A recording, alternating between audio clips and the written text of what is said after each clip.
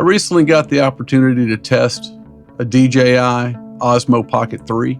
Never owned a camera with a gimbal before. There's definitely a learning curve. And much like the Camera Conspiracies YouTuber, I've got a big audio background, but I have almost zero video background, decent amount on the still photography side. So take this with what it's worth. It's not a review. It's just my takeaways from using the camera for a short period of time. The screen on the back, very small. It is difficult to see in bright light. The gimbal itself, though very stable walking, is not stable driving in a car unless you've got it in your hand. If you've got it mounted to the windshield or anything with any type of suction cup or any other type of hard device, it rattles and moves, and you can see it in the final product. The gimbal, the camera itself mounted on the gimbal, can become problematic if you're using filters of any types. And in my car, I was actually using a CPL filter, a polarizing filter, to try to block the glare on my windshield. And though it does that perfectly and it's magnetic and it mostly will stay on there, I didn't have too many problems with the magnetic piece of it. I did have challenges whenever I would turn it off and I would forget that one of the filters was on there. The filter was too thin. It would actually close up in the gimbal, and I just found that it wasn't conducive to my workflow.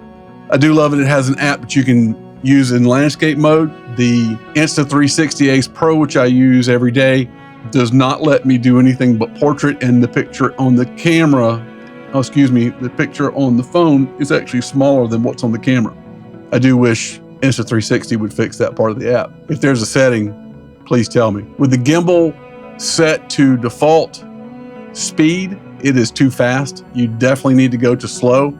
I've heard other people say that. I didn't think that would be I didn't think that would be the right way for me to go, but it is. And I think I would say the biggest plus of this device is purely how beautiful the saturation is. I intentionally did not process this video in any way.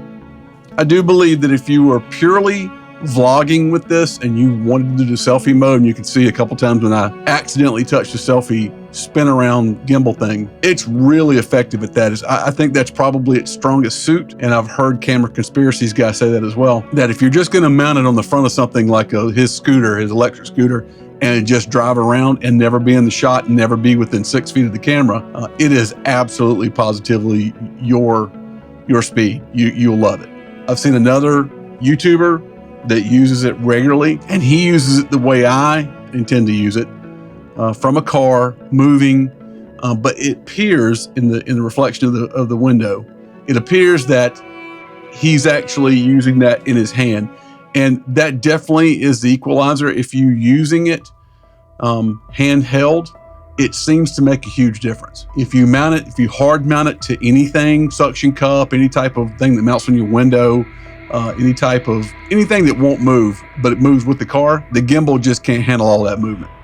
There may be another setting, and I might not have known that, and I apologize to anybody who uses it like that every day and I didn't know, but I'm just letting you know, I couldn't get it to stabilize. App is exceptional, beautiful picture. Again, this is not a review. I'm not competent to do a review, but at this point, the Ace Pro is a better fit for me. I found a number of shortcuts for the Ace Pro and ways to mount it, ways to quickly release it from its mounts within the car. There is one other really strong family member that DJI has, and that's the DJI Mic 2. The integration with that and the ability to seamlessly edit both video and audio directly from the same file is extremely difficult to beat. Yes, you can mount a receiver on any other camera, and yes, you can stream that into there. And if Ace Pro ever fixes the now broken firmware that doesn't allow the DJI to connect directly to it, it will be spectacular. But I'm telling you, not having to think about it, and all you got to do is step out of your vehicle or walk into a shoot, and all you do is just turn the mic on and hit record. And if you hit record on the mic turns on the camera turns on the mic. That's spectacularly simple and hard to screw up, really. So if you dig the not reviews, let me know, and I'll do more of them.